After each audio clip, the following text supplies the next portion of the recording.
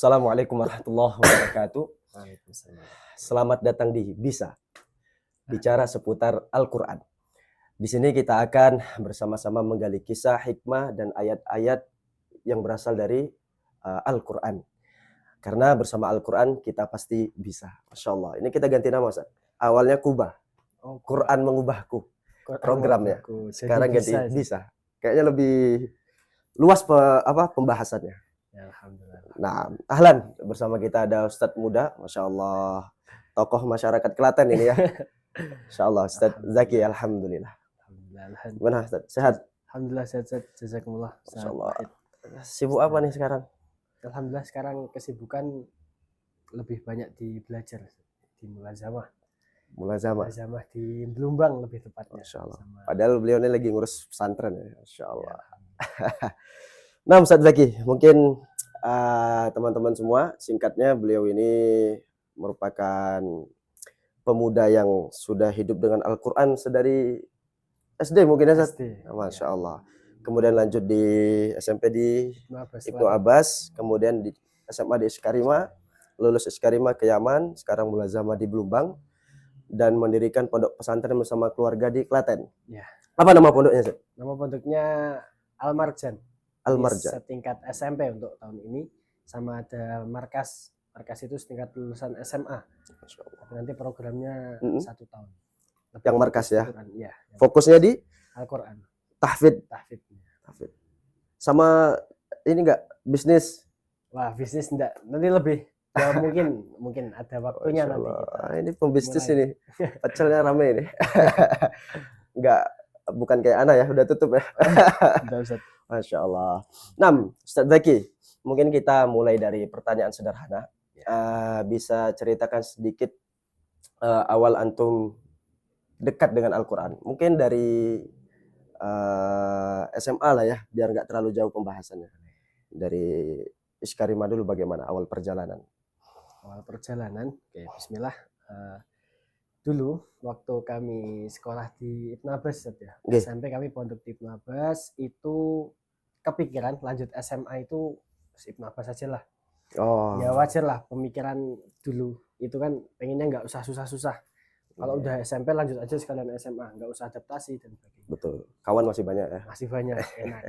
Terus kepikiran juga, soalnya dulu waktu dengar nama Iskarima di Ibnu Abbas itu dikenalnya ya, Iskarima itu dikenal manusia setengah dewa. Manusia setengah dewa, Masya Allah. Dulu di angkatan kami, Iskarima itu santrinya semua siapa aja itu dikenal manusia setengah dewa. Kenapa bisa gitu? Pertama, dikenal hafalannya kuat, 30 juz kuat nih. Terus ada sapalannya dulu itu udah masyhur. Ya, sapala. Masyhur banget sapala. Jadi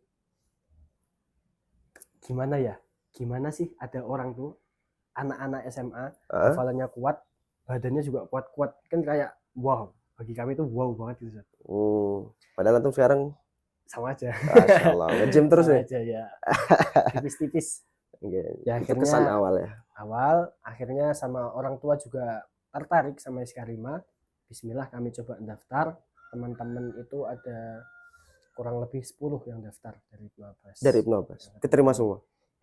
Yang enggak keterima ada 2. Mayoritas diterima. Ya, alhamdulillah.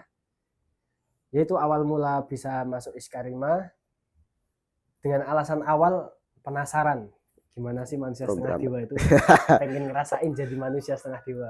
Sekarang sudah ya. Alumni ya. Masya Allah.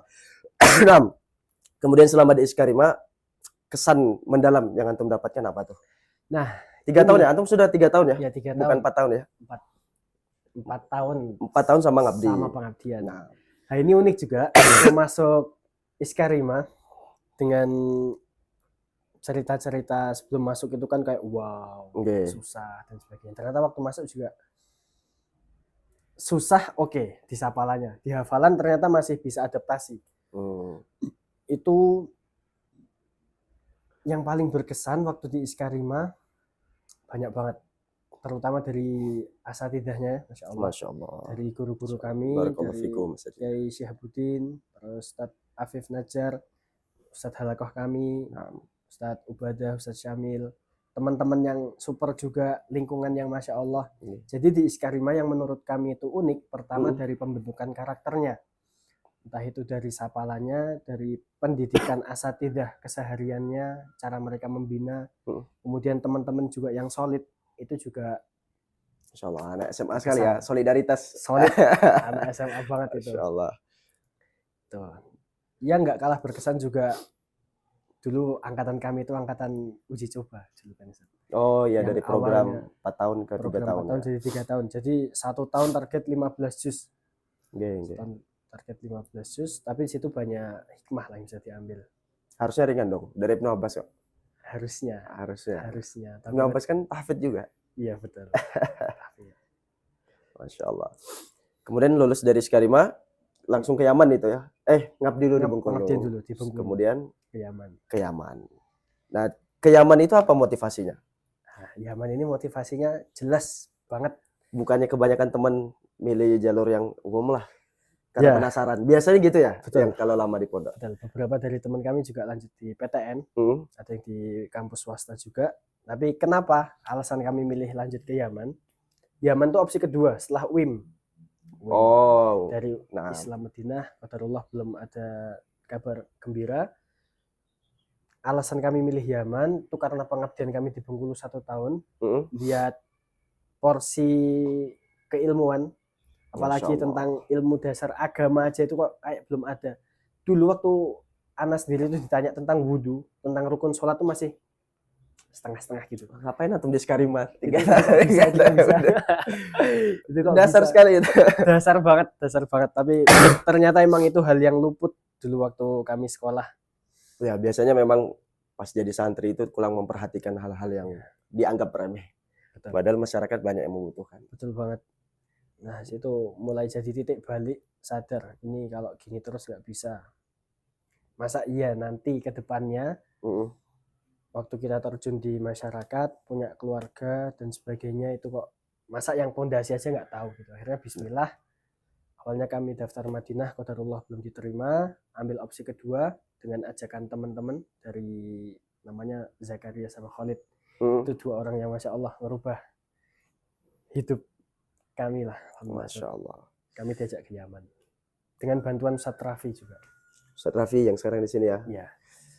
Di Yaman itu ini ya, apa namanya, beasiswa ya? Enggak. Mandiri semua. Lebih mahal atau lebih murah sama di Indonesia? Kalau hitungannya standar masih sama. Anak dulu juga lebih murah. UIM tuh 2 kali tes. 2016 Mursalah, 2019 Muqabalah. Sudah di STIQ Muqabalah langsung. Ternyata setelah Muqabalah peraturannya diubah. Harus Mursalah. Jadi kayaknya kalau Ana dulu kenapa nggak diterima UIM sederhana. Orang tua nggak ngizinin. Nampaknya loh ya. Padahal sudah ikhtiarnya luar biasa. Bahkan dulu Syekh dari Madinah, lupa namanya. 2017 pernah datang di Iskarima. Pernah datang. Teman Ana namanya Mas Irfan sama Mas Sultan, Ana ingat. Beliau sudah punya nomor pendaftaran dulu. Nanya ke Syekh. Kan yang lain pada Muqabalah tuh. Ini beliau langsung datang, Syekh, saya sudah daftar, ini nomor Rokum Tulab, tapi kok nggak keluar-keluar. Padahal Ana juga ada di situ, tapi Ana lupa ngasih Rokum Tulab, karena akses HP kan nggak ada dulu. Beliau dicatat dulu, tolong Syekh dibantu. Langsung keterima. Langsung keterima. 1 bulan kemudian namanya langsung makbul. Itu Masya Allah rezeki. Emang kayaknya kalau Madinah itu memang rezeki sih. Betul. Tapi tidak membatasi kita untuk belajar agama lah. Mau dimanapun kalau keinginan untuk belajar kuat, insya Allah tetap bisa belajar. Insya Allah. Kemudian ke Yaman. Di Yaman berapa tahun? Di Yaman nggak lama itu, Ana 1 tahun nggak lengkap, 9 bulan. 9 bulan. Gimana tuh pengalaman belajar di Yaman? Asik nih kayaknya. Yaman kan terkenal dengan orangnya yang zuhud-zuhud ya. Karena kondisinya agak susah katanya ya. Iya. Gimana tuh pengalaman? Yaman ini unik banget. Sakpol ya. Wallah dulu pikiran Ana di Yaman itu oke lah, orang-orang bilang Yaman susah. Ana terima semua omongan orang tuh, susah. Susah apa sih? Ana dulu membantah gitu. Apa sih susahnya? Hidup susah tuh ya jalanin aja gitu.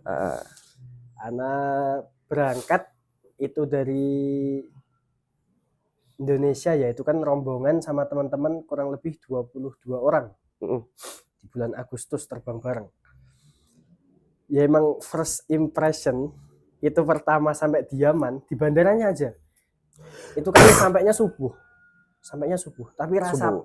panasnya itu, oh masya Allah. Subuh pun panas. Panas, tapi belum sadar waktu itu. Kalau Yaman tuh panas belum sadar. Masih ngiranya ini soalnya masih di sekitar pesawat, emang mesinnya baru panas. Oh, Jadi waktu kami mafhum. jalan tuh agak hangat-hangat gitu. Ya, sekali perjalanan dari bandara ke tempat kami belajar itu di Kota Mukalla, di markasnya Jamiah Iman, alhamdulillah. Banyak ya teman-teman di sana. Banyak. Banyak. Itu perjalanan 10-12 jam naik Dari bandara. Masya Allah, lumayan. Ya, lumayan jauh. Nah ini juga banyak banget yang bikin dar gitu waktu lihat. Sampai hotelnya jangan dibayangin hotel Indonesia, jangan sama sekali, jangan dibayangin. Kayak penginapan nih lah, penginapan di desa ya. Itu udah hotel tuh. Masya Allah. Hotel. Tempatnya juga padang pasir semua, makanannya beda, kultur dari bahasa, cara mereka bersosialisasi, apa yang nggak boleh dilakuin, sama temen itu banyak banget yang beda. Oh, kultur shock lah ya. Ya, kultur shock. Tapi adaptasi gampang lah ya, karena niatnya tadi nuntut ilmu. Ya betul. Bukan main-main. Alhamdulillah gampang. Kayaknya kalau main-main nggak kuat juga ya. Ya. Pusing juga main-main sana. Gimana? Apa yang membedakan pembelajaran di Yaman dengan di pondok-pondok? Antum kan 6 tahun berarti mondok ya? Ya. Dari Ibnu Abbas, Karimah, kemudian di Yaman. Apa hal mendasar yang membedakan cara pembelajaran di sana dengan di Indonesia?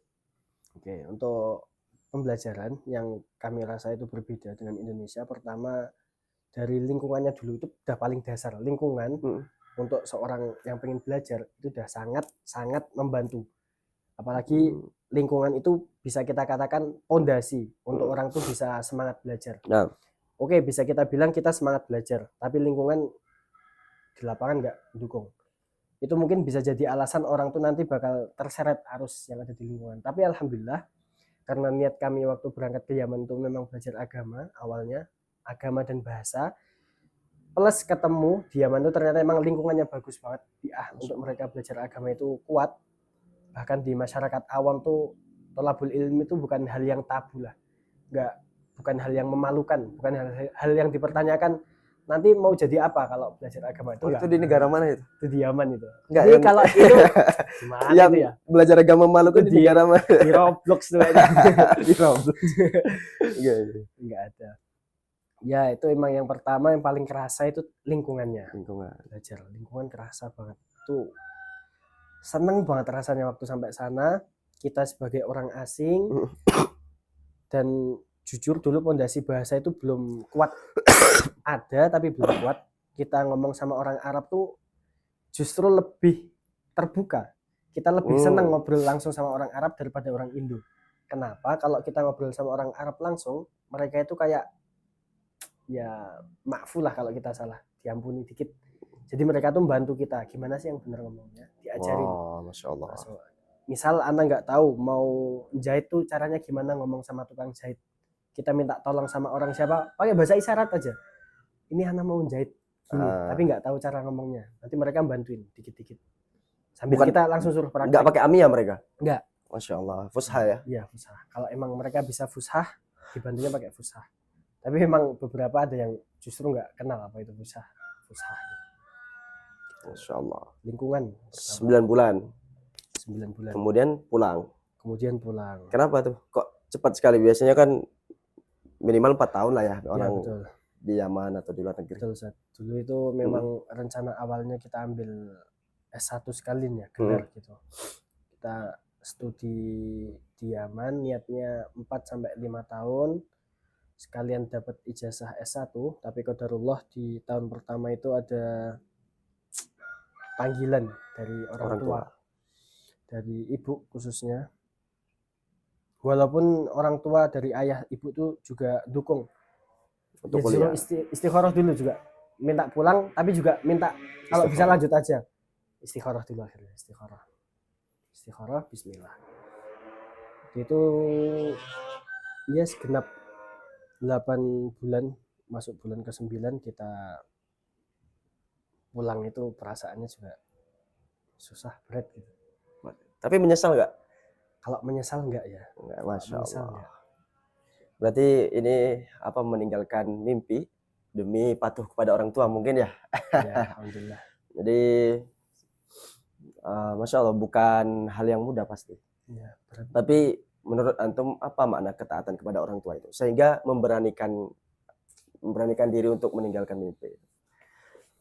Makna ketaatan kepada orang tua. Ya.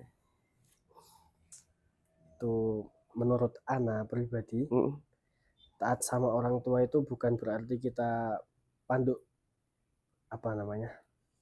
tunduk patuh 100% dengan apa yang mereka sampaikan tanpa mempertimbangkan kondisi lapangan. Okay. Ya memang kita sebagai seorang anak itu diwajibkan untuk patuh sama orang tua. Itu udah jelas ma'ruf di antara kita. Tapi memang ada masanya orang tua itu belum tahu kondisi lapangan kita sebagai anak itu seperti apa. Gimana, patuh ini emang 50-50 ya. Kadang kita maunya ngelawan karena kita maunya gini, tapi orang tua juga punya kehendak lain. Memang orang tua itu punya keinginan baik, kita juga punya keinginan baik. Kadang berseberangan, tabrakan di tengah. Ya patuh itu dimana kita bisa ngobrol sama orang tua tentang apa yang mereka inginkan dan apa yang kita harapkan, kita inginkan juga, sampai ketemu jalan tengahnya. Deep ya. Ketemu ya tapi intinya taat itu selama dalam ketaatan juga kan. Ya, Masya Allah. Berarti nggak menyesal nih? Enggak. Masya Allah, tidak menyesal. Apa yang ingin disampaikan orang tua? Kayak TV-TV ya. Masya Allah. Orang tua ini nomor 1. Masya Allah. Geng, Ustaz Zaki, apa hikmah terbesar menurut antum selama perjalanan dari dulu SMP sama pondok, kemudian di Yaman, ternyata di Yaman harus putus, tidak selesai. Hikmah terbesar selama ini yang antum rasakan? Hikmah terbesar selama kami menjalani program pendidikan dari SD bahkan ya, bisa Anda bilang dari SD sampai sekarang, hikmahnya itu jangan pernah berhenti lah. Jangan pernah berhenti buat mencari jalan-jalan kebaikan. Masya Allah. Sesulit apapun jalannya, serumit apapun keputusannya, seunik apapun nanti bentuk jalannya, selama dalam kebaikan, ridho orang tua juga ada, juga kita nggak pernah lepas dari doanya, kita doa sama Allah. Bismillah. Hikmahnya itu aja sih, Pak, dilihat-lihat dari proses jalan hidup ini. Nah, setiap orang pasti prosesnya berbeda-beda. Insya Allah. Termasuk Ana secara pribadi sih Ana rasakan. Dulu saat memutuskan lanjut di Sykarima, sekolah tingginya ya, kalau antum kan dari SMA. Sebenarnya ibu itu ada keluar statement yang seperti antum katakan, mau jadi apa kok mondok lagi, bahasanya gitu. Tapi Masya Allah saat itu ayah yang mendukung, diskusi keluarga, akhirnya ya jadi seperti sekarang. Bahkan orang tua ikut senang. Jadi memang kunci keharmonisan rumah itu bukan sepenuhnya taat, tapi juga ada dialog, diskusi antara orang tua dan anak. Ini mungkin yang diskusi di sini bukan berarti durhaka ya, ini salah nih. Kebanyakan orang menganggap diskusi itu bentuk durhaka. Enggak. Ketika diskusi dilaksanakan dengan baik, lingkungannya nyaman, proses itu nyaman, insya Allah sama-sama ma'ruf lah, satu jalan insya Allah. Nah, Ustaz Zaki, pesan antum untuk teman-teman yang belajar ilmu agama ini, khususnya anak muda ya, Masya Allah. Antum umur berapa ini berarti? Ini masih 21. 21. Alhamdulillah. Monggo, akhwat. Ini pesan nih buat teman-teman semua, nah, terutama khususnya buat diri pribadi. Buat semua teman-teman yang baru belajar Quran, belajar agama, itu ya ayo kita sama-sama saling menguatkan. Ini kita lihat sendiri zaman kita sekarang ini, fitnah digampangkan, dianggap sepele. Bahkan banyak yang dinormalisasikan, pacaran, dugem mungkin. Dugem ya, sekarang lagi rame nih influencer dugem ini. Mungkin ada yang main judi juga.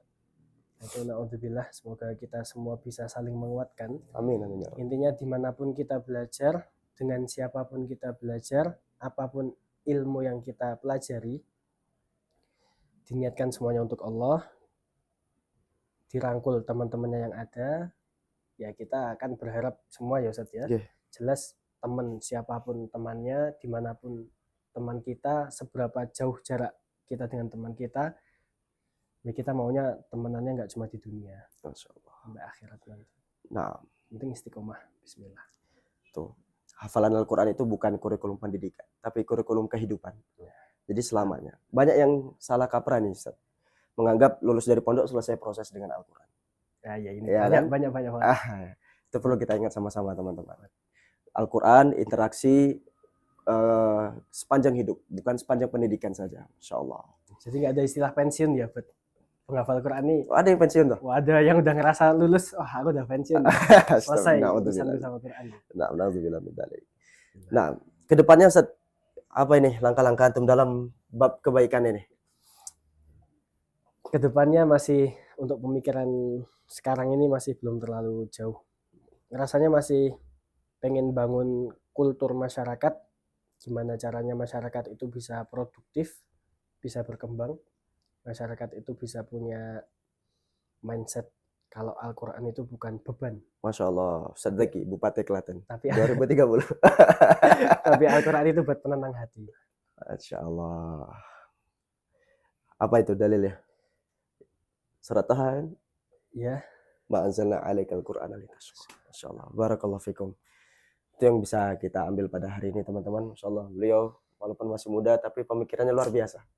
Bahkan Nana juga nggak jarang lihat Instagram antum. Masya Allah. Banyak pertanyaan-pertanyaan yang mengajak ke arah sana, memikirkan cara pandang hidup. Masya Allah. Follow aja nih. Apa Instagramnya Zat? Jekido, Jekido. JECKY. Apa itu Jeki? Zaki kok jadi Jeki? Ya itu panggilan teman SMP itu. Oh, Jeki. Masya Allah. Do-nya? Do-nya itu dari Diaul. Dulu teman-teman nggak tahu ya waktu SMP kecil gitu manggilnya dok gitu. Iya sih. Teman-teman SMP tuh biasanya agak parah sih. Iya. Semuanya dikasih julukan. Iya benar. Iya kan? Benar banget. Na'udzubillah min dzalik. Ada yang julukannya suk sekali. Itu mana di pondok lu ya Allah. Yang penting jangan pakai nama orang tua aja ya kalau bercanda. Ini bahaya nih. Nah, barakallahu fikum. Assalamualaikum warahmatullahi wabarakatuh. Waalaikumsalam.